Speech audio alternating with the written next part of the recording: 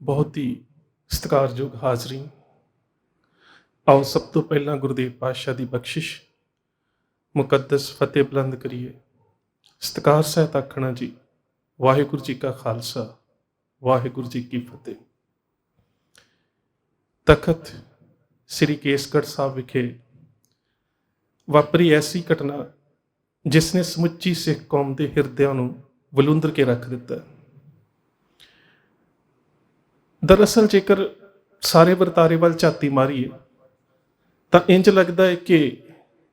ਬੜੀ ਇੱਕ ਸਾਜ਼ਿਸ਼ੀ ਜਿਹੀ ਮਾਨਸਿਕਤਾ ਦੇ ਨਾਲ ਸਿੱਖ ਕੌਮ ਦੇ ਜਜ਼ਬਾਤਾਂ ਨੂੰ ਭੜਕਾਇਆ ਜਾ ਰਿਹਾ ਹੈ। ਪਹਿਲਾਂ ਵੀ ਇਸ ਤਰ੍ਹਾਂ ਦੇ ਬਹੁਤ ਵਰਤਾਰੇ ਵਾਪਰ ਚੁੱਕੇ ਨੇ ਕਿ ਇਸ ਭੜਕਾਹਟ ਦੇ ਵਿੱਚ ਆ ਕੇ ਨੌਜਵਾਨ ਜਦੋਂ ਕਾਨੂੰਨ ਤੋਂ, ਜਦੋਂ ਇਸ ਦੇਸ਼ ਦੇ ਸੰਵਿਧਾਨ ਦੇ ਵਿੱਚ ਕੋਈ ਇਨਸਾਫ ਦਾ ਰਸਤਾ ਨਹੀਂ ਬਚਦਾ, ਅਖੀਰ ਉਹ ਫਿਰ ਕਾਨੂੰਨ ਆਪਣੇ ਹੱਥਾਂ ਦੇ ਵਿੱਚ ਲੈ ਲੈਂਦੇ ਨੇ ਤੇ ਸਰਕਾਰ ਨੂੰ ਫਿਰ ਨੌਜਵਾਨਾਂ ਨੂੰ ਕਿਸੇ ਨਾ ਕਿਸੇ ਬਹਾਨੇ ਤਸ਼ੱਦਦ ਕਰਕੇ ਜੇਲ੍ਹਾਂ ਦੇ ਵਿੱਚ ਡੱਕਣ ਦਾ ਜਾਂ ਫਿਰ ਖਤਮ ਕਰਨ ਦਾ ਬਹਾਨਾ ਮਿਲ ਜਾਂਦਾ ਹੈ। ਤਖਤ ਸ੍ਰੀ ਕੇਸਗੜ੍ਹ ਸਾਹਿਬ ਵਿਖੇ ਵਾਪਰੀ ਘਟਨਾ, ਇਸ ਦੇ ਕੁਝ ਅਹਿਮ ਪਹਿਲੂਆਂ ਵੱਲ ਧਿਆਨ ਦੇਣਾ ਬਹੁਤ ਜ਼ਰੂਰੀ ਹੈ। ਪਹਿਲੀ ਗੱਲ ਤਾਂ ਇਹ ਹੈ, ਜੇ ਕਿਤੇ ਮੈਨੂੰ ਜੋ ਲੱਗਦਾ ਹੈ, ਕਿਉਂਕਿ ਜਿੰਨਾ ਕਿ ਮੈਂ ਇੱਕ ਦੋ ਦਿਨਾਂ ਤੋਂ ਪੰਜਾਬ ਦੇ ਵਿੱਚ ਇਸ ਤਰ੍ਹਾਂ ਦੇ ਵਾਪਰੇ ਹੋਏ ਵਰਤਾਰਿਆਂ ਨੂੰ ਪੜ੍ਹਨ ਦਾ ਜਾਂ ਉਹਨਾਂ ਨੂੰ ਅਧਿਐਨ ਕਰਨ ਦਾ ਯਤਨ ਕੀਤਾ ਹੈ, ਤਾਂ ਮੇਰੀ ਨਜ਼ਰ ਦੇ ਵਿੱਚ ਅਜੇ ਤੱਕ ਕੋਈ ਐਵੇਂ ਦੀ ਘਟਨਾ ਨਹੀਂ ਸਾਹਮਣੇ ਆਈ ਕਿ ਤਖਤ ਸਾਹਿਬ ਦੇ ਉੱਪਰ ਕਿਸੇ ਵੀ ਤਰ੍ਹਾਂ ਦੇ ਨਾਲ ਕਦੀ ਐਵੇਂ ਦੀ ਘਟਨਾ ਵਾਪਰੀ ਹੋਵੇ ਕਿ ਜਿਸ ਦੇ ਨਾਲ ਸਮੁੱਚੀ ਕੌਮੀਅਤ ਦੀ ਮਾਨਸਿਕਤਾ ਨੂੰ, ਅਣਖ ਨੂੰ, ਗੈਰਤ ਨੂੰ ਵੰਗਾਰਿਆ ਗਿਆ ਹੋਵੇ। ਬੇਸ਼ੱਕ ਕਿ ਪੰਜਾਬ ਤੋਂ ਬਾਹਰ ਵੀ ਦੋ ਤਖਤ ਨੇ, ਤਖਤ ਸ੍ਰੀ ਪਟਨਾ ਸਾਹਿਬ, ਤਖਤ ਸ੍ਰੀ ਹਜ਼ੂਰ ਸਾਹਿਬ, ਉੱਥੇ ਵੀ ਕਦੀ ਐਵੇਂ ਦੀ ਘਟਨਾ ਨਹੀਂ ਵਾਪਰੀ। ਜੇ ਪੁਰਾਣੇ ਸਮਿਆਂ ਵਿੱਚ 84 ਤੋਂ ਪਹਿਲਾਂ ਦੇ ਅਸੀਂ ਸਮੇਂ ਦੀ ਕੋਈ ਗੱਲਬਾਤ ਕਰੀਏ ਜਾਂ ਕੁਝ ਘਟਨਾਵਾਂ ਦੀ ਗੱਲ ਕਰੀਏ ਤਾਂ ਇੰਨਾ ਜ਼ਰੂਰ ਹੈ ਕਿ ਸ੍ਰੀ ਦਰਬਾਰ ਸਾਹਿਬ ਅੰਮ੍ਰਿਤਸਰ ਦੇ ਪਵਿੱਤਰ ਸਰੋਵਰ ਦੇ ਵਿੱਚ ਇੱਕ ਵਾਰੀ ਕਿਸੇ ਸ਼ਰਾਰਤੀ ਦੇ ਵੱਲੋਂ ਇੱਕ ਜਿਹੜੀ ਸਿਗਰਟ ਹੈ ਜਾਂ ਬੀੜੀ ਹੈ ਉਹ ਸੁੱਟੀ ਗਈ ਸੀ। ਪਰ ਜਿਸ ਤਰ੍ਹਾਂ ਦੀ ਘਟਨਾ ਵਾਪਰੀ ਹੈ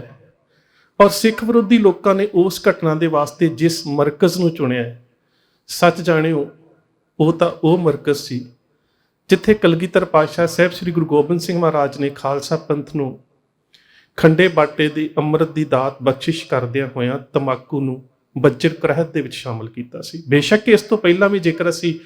ਗੁਰੂ ਤੇਗ ਬਹਾਦਰ ਸਾਹਿਬ ਦੇ ਸਮੇਂ ਦੇ ਇਤਿਹਾਸਕ ਸਰੋਤਾਂ ਨੂੰ ਪੜ੍ਹਦੇ ਹਾਂ ਤਾਂ ਮਾਲਵੇ ਦੇ ਕਿਸੇ ਖਿੱਤੇ ਦੇ ਵਿੱਚ ਕਿਸੇ ਸਮੇਂ ਕੁਝ ਕਿਸਾਨਾਂ ਨੇ ਤੰਬਾਕੂ ਦੀ ਖੇਤੀ ਕਰਨੀ ਸ਼ੁਰੂ ਕਰ ਦਿੱਤੀ ਸੀ ਤੇ ਗੁਰੂ ਸਾਹਿਬ ਨੇ ਸਖਤੀ ਦੇ ਨਾਲ ਉਹਨਾਂ ਨੂੰ ਇਸ ਖੇਤੀ ਨੂੰ ਬੰਦ ਕਰਨ ਦੀ ਤਾਕੀਦ ਕੀਤੀ ਸੀ।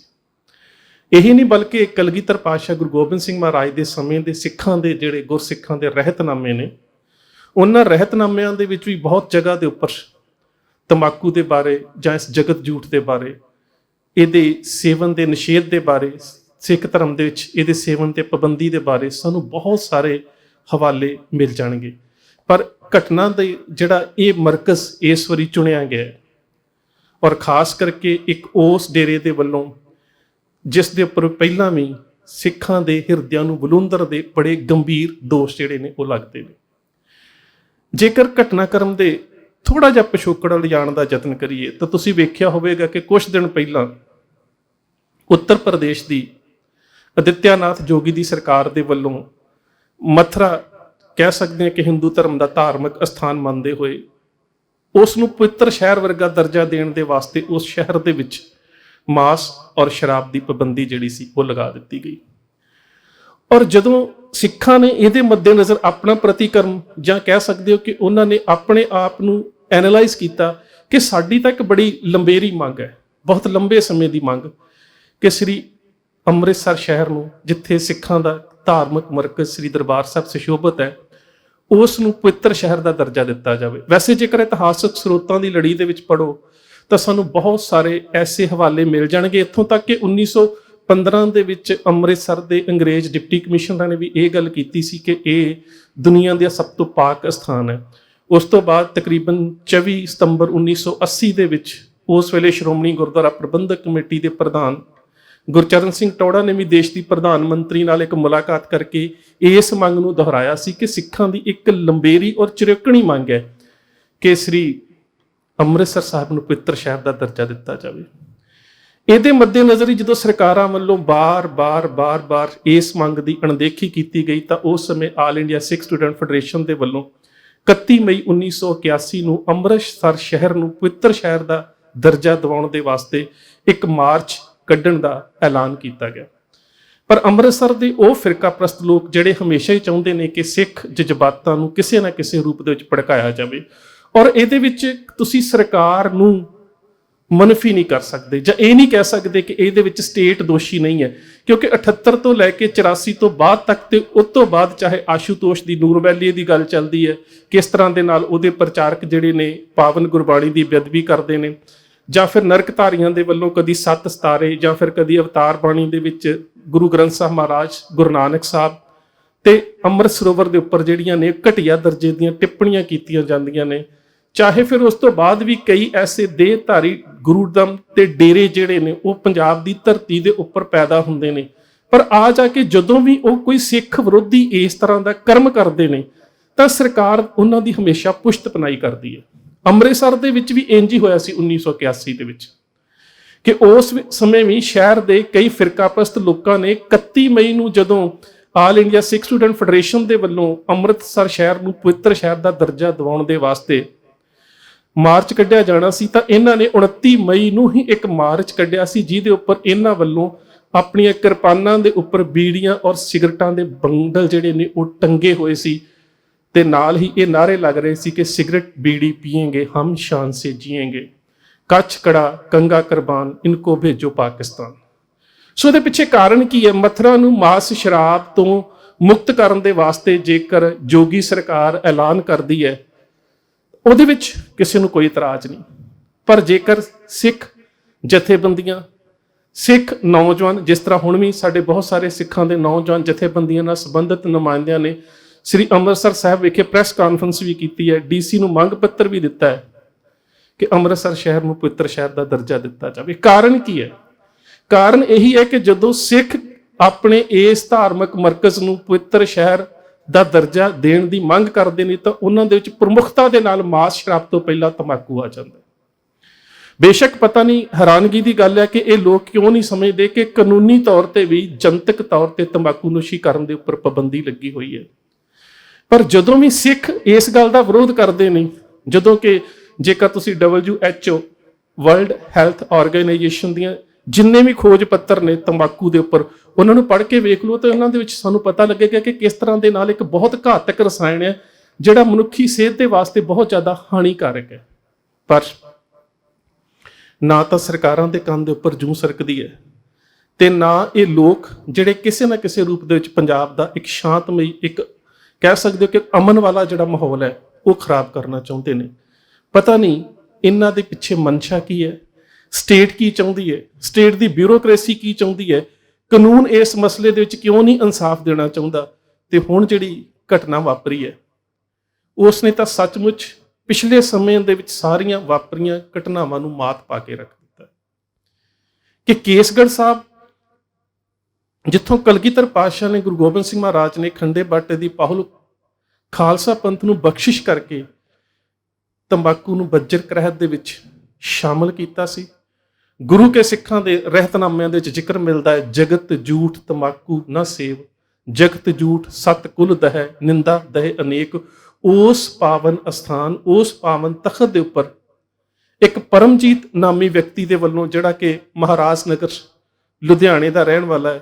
ਤੇ ਜਿਸ ਦਾ ਪਿਤਾ ਜਿਹੜਾ ਹੈ ਗੁਰਮੇਲ ਇਨਸਾਨ, ਵੈਸੇ ਬੇਸ਼ੱਕ ਜਿਹੜੀ ਪੁਲਿਸ ਨੇ FIR ਦਰਜ ਕੀਤੀ ਹੈ ਉਹਦੇ ਵਿੱਚ ਪਰਮਜੀਤ ਸਿੰਘ ਪੁੱਤਰ ਗੁਰਮੇਲ ਸਿੰਘ ਲਿਖਿਆ, ਪਰ ਸੱਚ ਜਾਣਿਓ ਮੈਨੂੰ ਲੱਗਦਾ ਹੈ ਕਿ ਇਹਨਾਂ ਲੋਕਾਂ ਦੇ ਨਾਲ ਅਸੀਂ ਸਿੰਘ ਸ਼ਬਦ ਦੀ ਵਰਤੋਂ ਜਿਹੜੀ ਹੈ ਉਹ ਬੰਦ ਕਰ ਦਈਏ, ਕਿਉਂਕਿ ਇਹ ਜਿਹੜਾ ਪਰਮਜੀਤ ਦਾ ਪਿਤਾ ਗੁਰਮੇਲ ਹੈ ਇਹ ਝੂਠਾ ਸੌਦਾ ਵਾਲੇ ਗੁਰਮੀਤ ਰਾਮ ਰਹੀਮ ਦੀ ਜਿਹੜੀ ਡੇਰੇ ਦੀ 7 ਮੈਂਬਰੀ ਸੰਚਾਲਨ ਕਮੇਟੀ ਹੈ ਉਸ ਦਾ ਮੈਂਬਰ ਹੈ, ਔਰ ਉਹਦਾ ਸਹੁਰਾ ਪਰਿਵਾਰ ਵੀ ਉਸੇ ਹੀ ਡੇਰੇ ਦਾ ਜਿਹੜਾ ਉਪਾਸ਼ਕ ਹੈ। ਸੋ ਉਸ ਡੇਰੇ ਦੇ, ਉਸ ਕਹਿ ਸਕਦੇ ਹੋ ਕਿ ਅਖੌਤੀ ਬਾਬੇ ਦੇ ਉੱਪਰ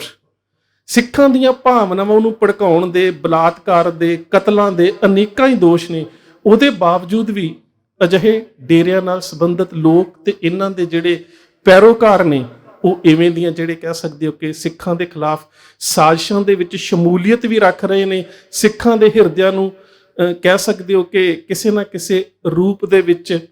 ਭੜਕਾ ਵੀ ਰਹੇ ਨੇ, ਜਜ਼ਬਾਤਾਂ ਨੂੰ ਭੜਕਾ ਰਹੇ ਨੇ। ਪਰ ਉਹਦੇ ਬਾਵਜੂਦ ਵੀ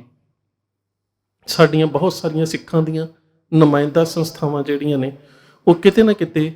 ਆਪਣੀ ਜ਼ਿੰਮੇਵਾਰੀ ਨੂੰ ਸਮਝਣ ਦੇ ਵਿੱਚ ਅਣਗਹਿਲੀ ਵਰਤ ਰਹੀਆਂ ਨੇ। ਔਰ ਇਹਦੇ ਵਿੱਚ ਕੋਈ ਸ਼ੱਕ ਨਹੀਂ ਹੈ ਕਿ ਇੱਕ ਵਿਅਕਤੀ ਤਖਤ ਸਾਹਿਬ ਦੇ ਅੰਦਰ ਦਾਖਲ ਹੁੰਦਾ ਹੈ, ਉਹ ਸਿਗਰਟ ਪੀਂਦਾ ਹੈ, ਉਹ ਸਿਗਰਟ ਦਾ ਧੂੰਆਂ ਉਸ ਅਸਥਾਨ ਦੇ ਉੱਪਰ ਛੱਡਦਾ ਹੈ ਜਿੱਥੇ ਸਾਹਿਬ ਸ੍ਰੀ ਗੁਰੂ ਗ੍ਰੰਥ ਸਾਹਿਬ ਮਹਾਰਾਜ ਦਾ ਪ੍ਰਕਾਸ਼ ਤਾਂ ਹੁੰਦਾ ਹੀ ਹੈ, ਉਸ ਤੋਂ ਇਲਾਵਾ ਸਾਡੇ ਗੁਰੂ ਸਾਹਿਬਾਨ ਤੇ ਸਿੱਖਾਂ ਦੇ ਨਾਲ ਸੰਬੰਧਿਤ ਪਾਵਨ ਸ਼ਸਤਰ ਉੱਥੇ ਪਏ ਹੋਏ ਨੇ।